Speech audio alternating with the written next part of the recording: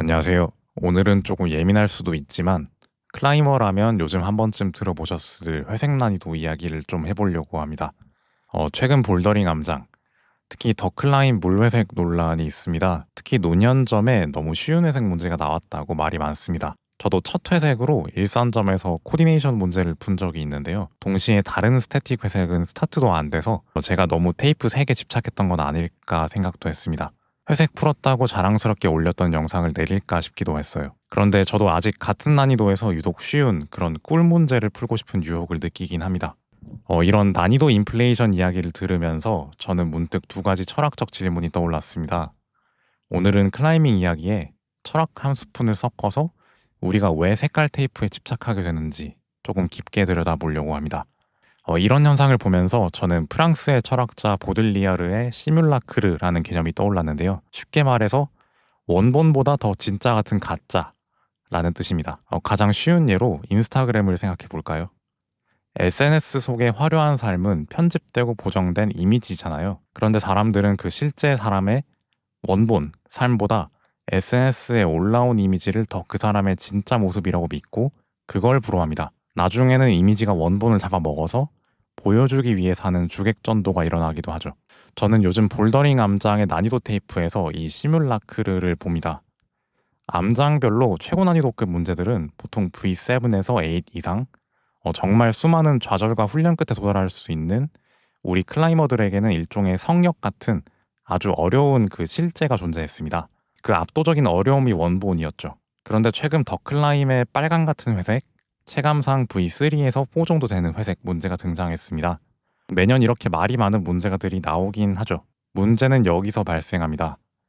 난이도라는 실제는 사라졌는데 회색 테이프라는 이미지만 남은 겁니다. 우리는 지금 어려운 문제를 정복했다는 등반의 실제를 즐기는 걸까요? 아니면 그저 회색이라는 이미지를 소비하고 있는 걸까요? 알맹이 없는 껍데기에 환호하는 현상?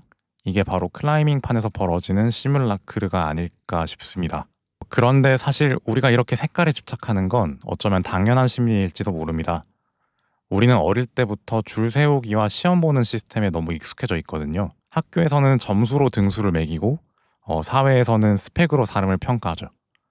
숫자가 높을수록 등급이 높을수록 더 훌륭한 사람이라고 끊임없이 확인받으면서 살아왔습니다. 저는 이 클라이밍도 비슷하게 느껴집니다. 빨강 문제를 풀면 보라, 보라 문제를 풀면 회색. 마치 시험 성적처럼 내 성장을 눈에 보이는 색깔로 확인받고 싶어 합니다. 하지만 현실의 등반은 다릅니다. 내 컨디션, 날씨, 세터의 스타일, 홀드의 마찰력 같은 수많은 변수가 존재합니다. 그런데 우리는 이 복잡한 현실을 그냥 무슨 색깔이라는 단순한 시험 성적으로 치환하고 싶어 합니다. 볼더링 문제에 깃든 본질이 아니라 그걸 단순한 테이프 색으로 치환해서 원본이 아닌 시뮬라크르에 집착하는 겁니다. 물론 제가 시뮬라크르라고 칭했던 단순화된 세계, 볼더링 난이도 테이프가 모든 것이라고 생각하는 세계에서만 살아도 문제가 될 이유는 없습니다. 하지만 클라이밍을 진하게 즐기면서 그 본질까지 파악하고 싶다면, 그리고 이 운동을 정말로 좋아한다면 난이도에 대한 집착을 조금 내려놓는 것이 좋다고 생각합니다. 섬세하고 복잡한 이 클라이밍의 세계가 난이도 테이프로 단순화된다면 그 과정에서 잘려나가게 되는 클라이밍의 매력들이 너무 많거든요.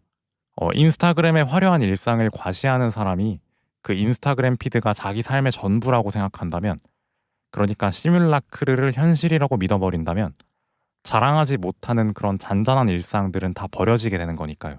암장에서 어떤 난이도 문제를 푸는지에만 집착한다면 클라이밍을 삶 속에 품을 수 없습니다. 그리고 여기서 저는 한 가지 개념을 더 가져오고 싶은데요.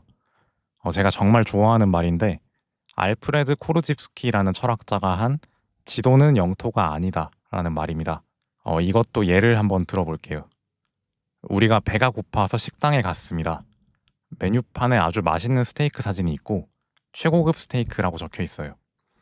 자, 여기서 메뉴판은 지도이고 실제 나올 음식은 영토입니다. 우리가 메뉴판을 씹어 먹나요?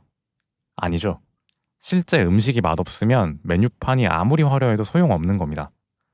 클라이밍으로 돌아와 볼게요. 암장 벽에 붙어 있는 저 색색깔의 테이프들, 저건 세터가 그려놓은 지도일 뿐입니다. 이 길은 어려우니까 여기서는 조심해. 이 길은 쉬우니까 한번 즐겨봐. 뭐 이런 식으로 표시해 놓은 가이드죠. 그런데 우리는 가끔 이 지도를 영토 그 자체로 이해합니다. 지도가 잘못 그려져서 동네 뒷산에 에베레스트라고 써붙여 놨다고 칩시다. 그렇다고 동네 뒷산이 갑자기 에베레스트가 되는 건 아니잖아요. 반대로 에베레스트에 뒷산이라고 써놔도 그 산 자체의 웅장함은 변하지 않습니다. 지도가 잘못 그려졌는데 사람들은 지도에 써 있으니까 이건 진짜야 라고 믿고 싶어 하는 심리. 이건 루트의 디테일은 상관없고 회색이 붙어 있으니까 이건 회색이야 라고 하는 것과 같습니다.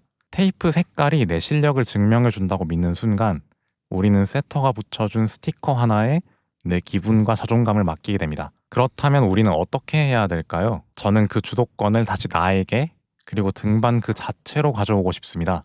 만약 암장에 아무도 없고 카메라도 없고 인스타그램도 사라진다면 그리고 벽에 붙은 모든 테이프가 다 똑같은 검정색이라면 그때도 우리는 그 쉬운 회색 문제를 풀고 환호할까요?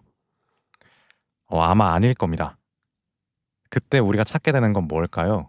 아마도 내 손에 착 감기는 홀드의 느낌, 내 몸을 비틀었을 때 딱 맞아 떨어지는 밸런스, 정말 어려워서 오기를 자극하는 무브들일 겁니다. 세터가 붙여놓은 지도, 그러니까 테이프 색깔을 잠시 잊고 진짜 영토를 밟아보는 겁니다. 제가 말하는 영토는 이런 거예요.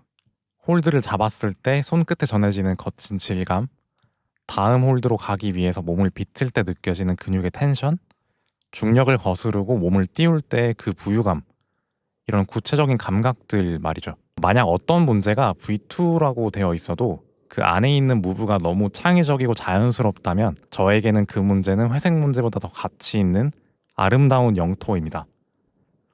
반대로 색깔은 회색인데 억지로 거리만 멀게 해도 문제라면 그건 저에게 별로 매력적이지 않은 영토인 거고요. 내 몸이 느끼는 진짜 즐거움을 찾는 것, 그게 제가 이 채널을 통해서 그리고 제 등반을 통해서 계속 해나가고 싶은 이야기입니다. 물론 어려운 난이도의 색깔을 풀고 성취감을 느끼는 것도 중요합니다. 저도 그 기분 좋아합니다. 하지만 난이도 인플레이션이라는 파도 속에서 휩쓸리지 않으려면 중심을 잡을 수 있는 닻이 필요합니다. 여러분에게 클라이밍의 닻은 뭔가요? 타인이 인정해주는 테이프의 색깔인가요? 아니면 내가 직접 느끼고 경험하는 움직임의 환희인가요? 다음번에 암장에 가시면 테이프 색깔을 보지 말고 문제를 한번 쭉 봐보세요. 그리고 이 문제가 나한테 어떤 움직임을 선물해 줄까를 먼저 생각해 보면 어떨까요? 저는 그게 클라이밍을 훨씬 더 오래 그리고 깊게 사랑하는 방법이라고 생각합니다. 긴 이야기 들어주셔서 감사합니다. 여러분의 생각은 어떠신지 댓글로 남겨주시면 큰 영감이 될 것 같습니다. 감사합니다.